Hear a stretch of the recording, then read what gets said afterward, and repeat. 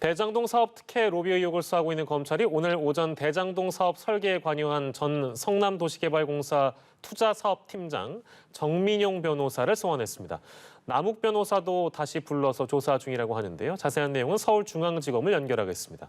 박수주 기자. 네, 검찰이 오늘 오전 10시부터 정민용 변호사를 불러 조사하고 있습니다. 정 변호사는 천화동인 4호 소유주 남욱 변호사의 대학 후배이자 성남도시개발공사 투자사업팀장으로 대장동 사업 실무를 담당한 인물입니다.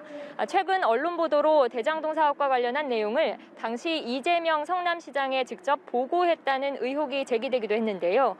정 변호사는 이재명 시장에 직보한 것이 맞느냐는 질문에 그런 적 없다고 답했습니다.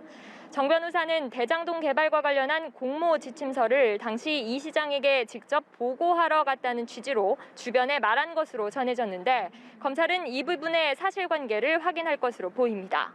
정 변호사는 앞서 정영학 회계사의 녹취록에 등장하는 그분이 누구인지와 관련해 검찰에 유동규 전 본부장이 자신이 천화동인 1호의 실소유자라고 하는 것을 들었다는 취지의 자술서를 제출한 바도 있습니다.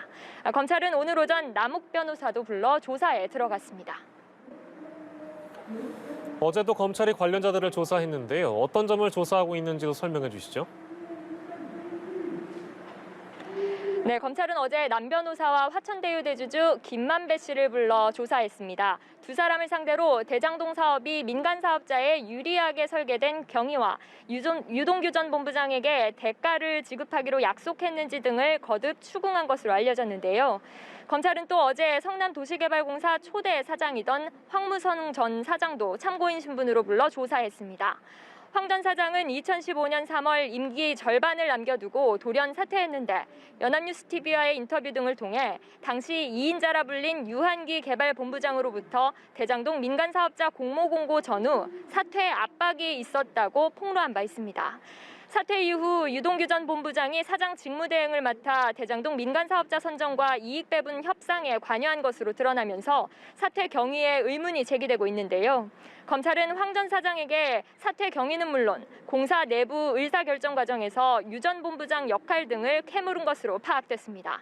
당시 화천대유라는 특정 업체에 특혜를 주기 위한 조직적 움직임이 있었는지 등 배임 혐의와 관련한 조사를 이어가고 있는 것으로 보입니다.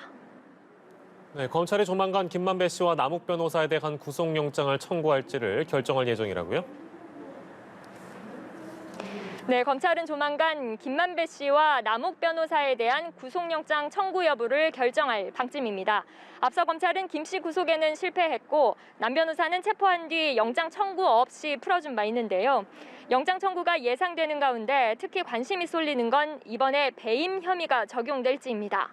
또 뇌물 명목과 규모가 지난번 영장과 비교해 달라질지도 관심입니다. 배임 혐의는 대장동 사업에서 특혜가 있었는지를 규명하는 것과 관련이 있어 이번 수사에 향배를 가를 분수령이 될 수 있기 때문입니다.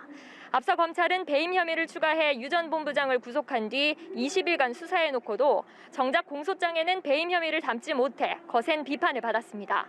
일각에선 검찰이 유 전 본부장과 곽상도 의원 아들에 대한 뇌물 혐의로 우선 영장을 재청구할 수 있다는 관측도 나옵니다. 지금까지 서울중앙지검에서 연합뉴스TV 박수주입니다.